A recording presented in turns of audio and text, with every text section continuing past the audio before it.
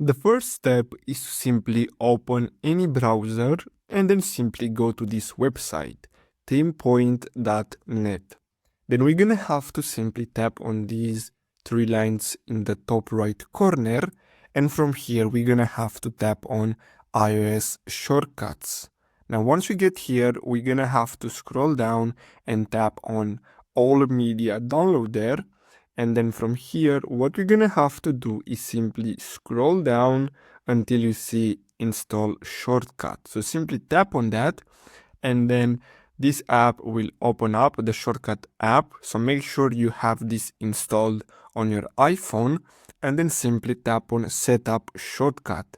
Now here we're gonna have to leave like this, then tap next, and then simply tap on add shortcut, and basically that's all we have to do.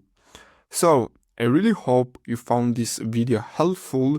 Don't forget to like and subscribe. Thanks for watching.